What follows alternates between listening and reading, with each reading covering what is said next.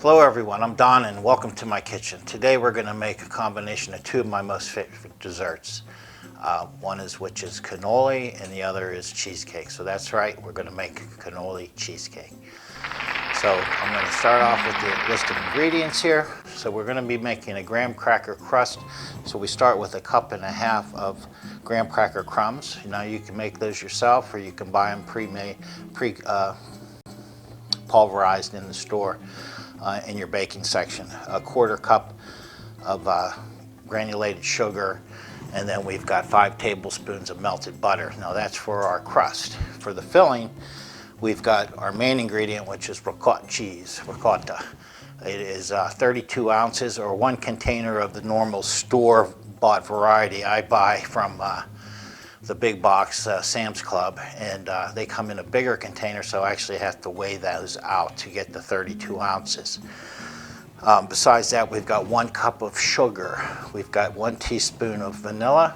We've got 1 teaspoon of kosher salt, 1 tablespoon of all-purpose flour, 1 tablespoon of fresh squeezed lemon juice, or basically the juice of 1 lemon, 8 ounces of cream cheese, and two large eggs.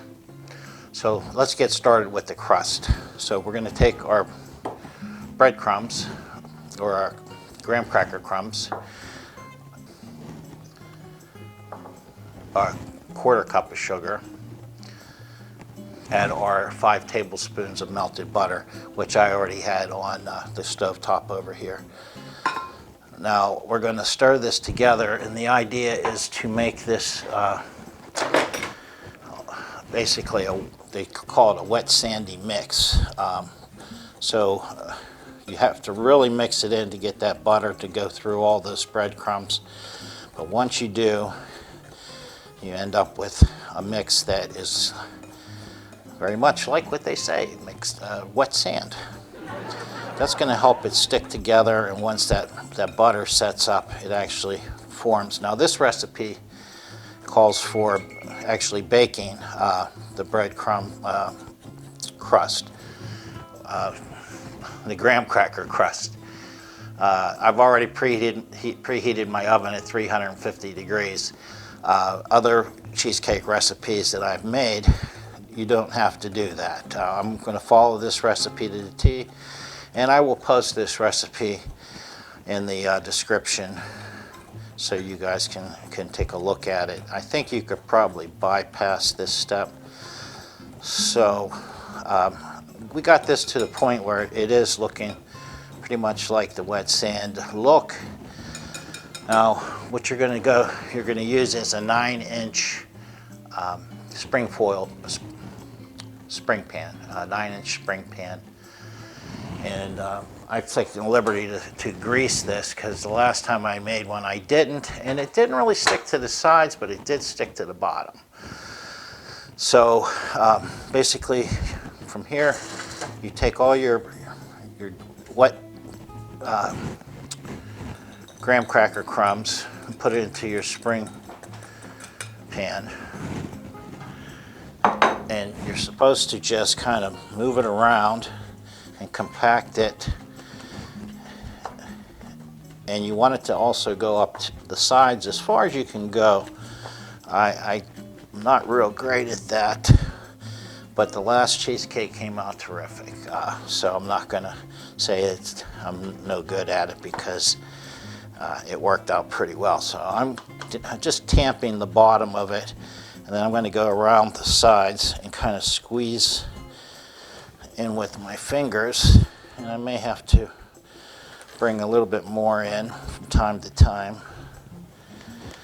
And I think that's going to be a good level to bring it up to. I don't know that our filling will come up much higher than that. And I know on the last cheesecake I made in this 9-inch pan, it worked out pretty well. So once again, the idea is to not only cover the bottom with probably about 1/4 of an inch to 1/8 of an inch of the crumb, and then also come up a good inch or so up the sides. From here we're going to take it over to the oven, of course, and it's going to go in there for about 8 minutes. Like I said, the previous recipes did not call for that, but this one does, so I'm going to follow the directions. And while this is baking, we are going to go ahead and proceed with making our filling. So I think that's going to be just fine. So we're going to go ahead and go over to the oven, and we're going to go ahead and put this in at 350 degrees for 8 minutes. I'll set my timer. There we go. Okay, so we're going to start with the filling. Now, I'm going to use a stand mixer for this. Last cheesecake I did not. This recipe actually calls for the use of a stand mixer. So we're going to start by adding some of our main ingredients. And I'm going to actually take the bowl off of here so you can get a better look at it. We are going to take all our ricotta and we are going to put that in the stand mixer. And I'm going to go ahead and take this and whip it first. I'll mix it up pretty good.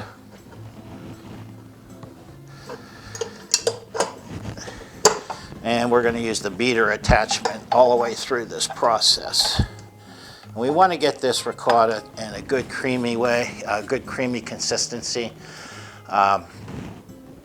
You know, ricotta tends to have like a lot of curd to it, and I personally like that. But I think in a cake, you're going to want to have it as fine as possible. So I'm just going to put it on low, and I'm going to go ahead and get my cream cheese unwrapped, which I probably should have done prior. But anyways, you have to let the cream cheese basically get to room temperature. You want it as soft, but not melted. Not fresh out of the refrigerator, in other words. So from here I'm going to go ahead and I'm going to take and add my cream cheese. I'm going to take a couple chunks of it at a time. I'm going to let that mix in with the ricotta.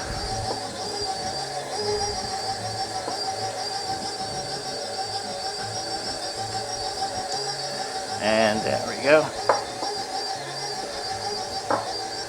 And put the last piece in. And it is mixing. We're going to go ahead and add the rest of our ingredients. First, I like to whip my sugar in. And when I make a cannoli filling, 2 ingredients, ricotta and granulated sugar. So I'm going to go ahead and add that in. And we want that sugar to mix real well. And that is a whole cup of sugar. Next up, I'm going to add my eggs. And these are 2 large eggs. And let one go ahead and get beat in. And then I'll add my second one. And I will kick the speed up on this slightly once we get all our ingredients in and incorporated.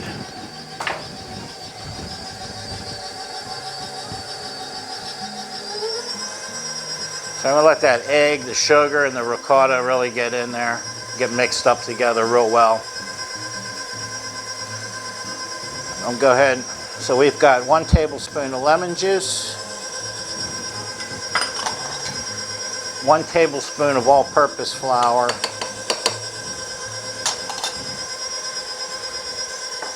1 teaspoon of pure vanilla extract, and 1 teaspoon of kosher salt. So once again, I'm going to let that mix real well. In fact, I'm going to go ahead and kick that up.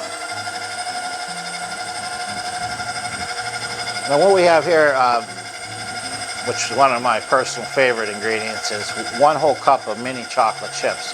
Now I've set some aside as well because whenever we are done with this, and this is a pretty long process. This, after it comes out of the oven, it actually has to be refrigerated for a good amount of time before you can eat it. So it'll probably be tomorrow that we actually decorate this thing and basically top it. So I'm going to slow that back down. We're going to go ahead and add in our 1 cup of mini chocolate chips. And we're going to get those to get consistently through the batter.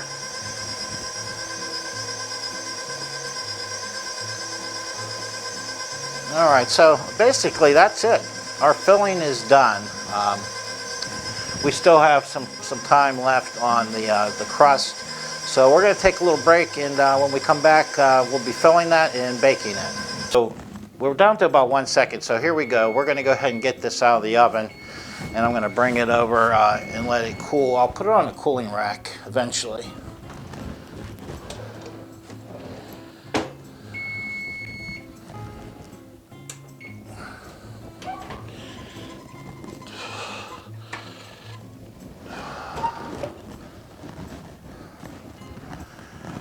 So I'm going to go ahead and let you take a look at this. Doesn't look much different actually, but what I'm taking is that this is probably going to help set that crust up and make it contain the filling. So we'll go ahead and let this cool down for about 5 minutes to 10 minutes, and then when we come back we'll fill it and we'll get it in the oven. And then after that we'll be able to see our finished product, at least a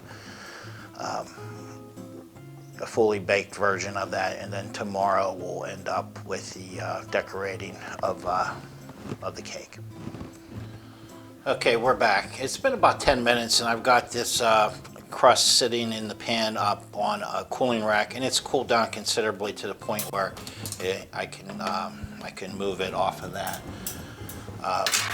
So the filling's been sitting here. I'm going to give it a good stir because I'm sure some of the chocolate chips have settled. We kind of want to make sure that they're good all throughout. And then we're going to go ahead and fill this with the batter.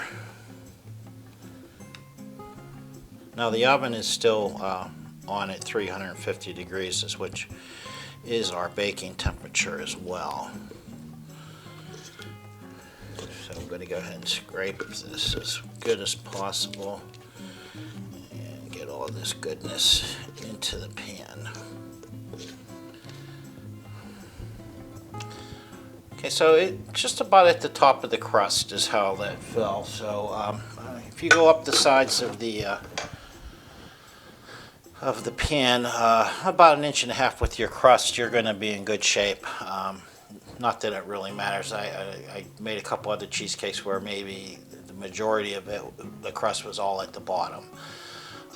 So what we're going to do is we're going to end up taking this over to the oven, but I'm going to go over there first, and I have to do a little preparation. One, I'm going to put a baking sheet in there so in case this thing springs a leak that it doesn't get all over my oven. And two, we're going to put a pan of water in the oven with this, and that helps the cheesecake not crack. And cheesecakes typically can crack if not taking that extra step. They call for like a 9 by 13, but I have this little baking dish and I put about 1 inch of water in it, and never has it gone dry on me. So I'm going to go ahead and go over to the oven, put a baking sheet in, and then we'll come back and put this in the oven.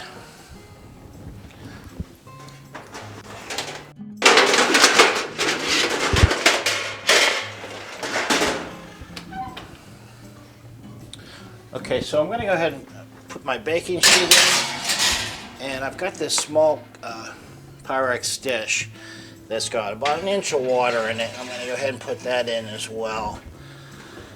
And you don't have to do this in advance.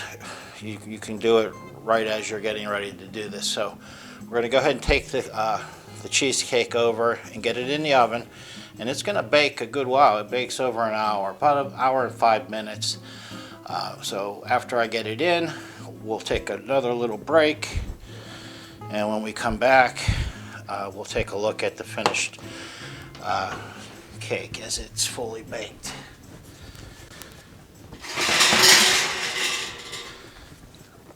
So we want to be very careful you don't get burned in the process. Our filling is quite, I don't want to call it runny, but liquidy. So set at 350 degrees. We're going to go ahead and bake this for an hour to an hour and 5 minutes. We'll come back and check on it. As we're getting towards the end of that time, I'll bring it back so you guys can see how we are proceeding in the oven. So let's take a little break. Okay, we're back, and the cheesecake is in the oven. We're about to get it out here, but it did take a considerably more time to do than the recipe called for. The recipe said 55 minutes to 1 hour and 5 minutes. It's now been an hour and a half, and that was pretty much the timeline of the last cheesecake I made. So when I publish the recipe, I think I'll probably modify that. Of course, it could vary on ovens. Mine's an electric. If you got gas, maybe they had a commercial oven. I don't know. But the bottom line is the last one I made was for about an hour and a half. It worked out perfectly. This is looking great, so I'm going to go ahead over and we're going to get it out of the oven, and I'll be right back over here.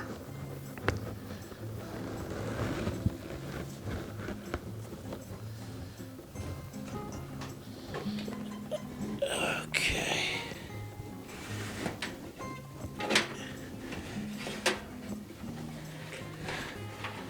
Well, looks good. And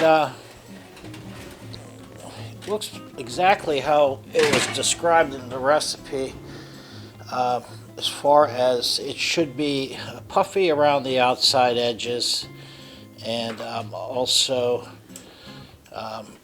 starting to turn golden brown, and that's exactly what we ended up with. So I'll go over here. We're going to put it on the cooling rack. That's what it calls for.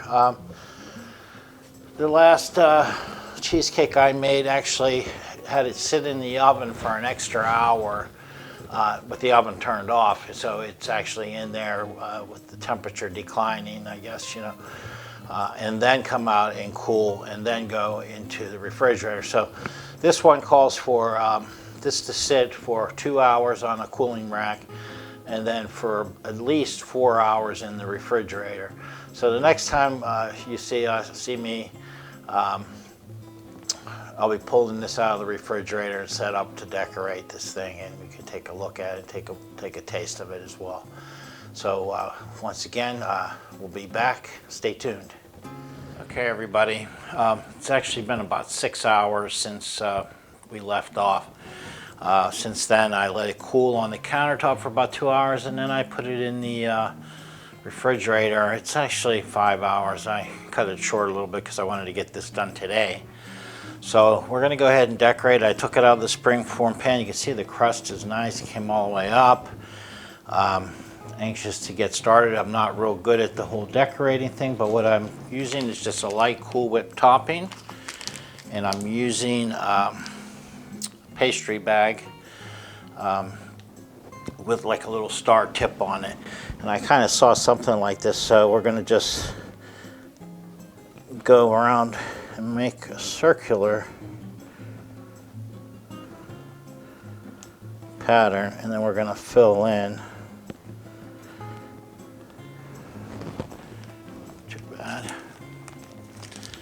And then I thought maybe I'd come around the perimeter.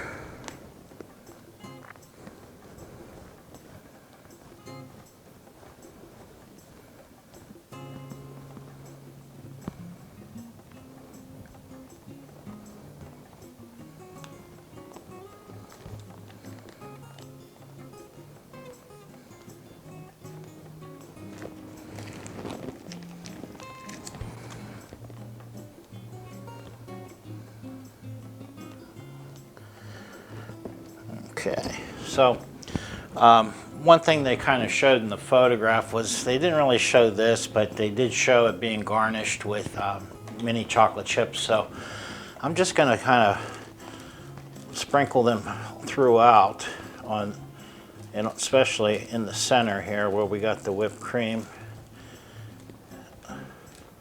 And I'm going to try to hit the edges as well. As we all know that presentation counts.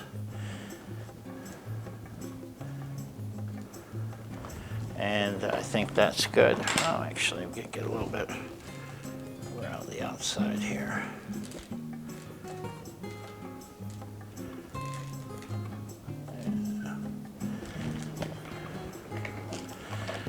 And finally, we're going to dust this with some powdered sugar.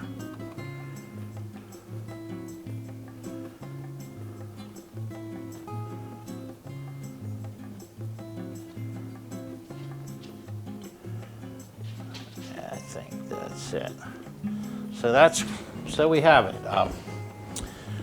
Cannoli cheesecake, two of my favorites combined. A lot of the recipes actually show the crust being cannoli shells that are pulverized in a food processor. This one did call for graham cracker crumb. I do make cannolis, and I do make cannoli shells, but I don't have any on hand. And actually, you can buy them locally. To me, I got to drive about 20 miles to get them at an Italian grocer. Not readily available at your local grocery store or Walmart, Sam's Club kind of thing. So I chose this recipe for that reason, although they're all very similar as far as the content with the ricotta and the cream cheese and very similar ingredients. Other than the crust on this is probably not much different. And as I mentioned before, it did take considerably longer than the recipe called for in the oven. And I think it was warranted that it needed to be in there basically a whole extra half an hour. And it's just how it worked out. So anyhow, I want to thank you for spending the time with me. I hope you got something out of this.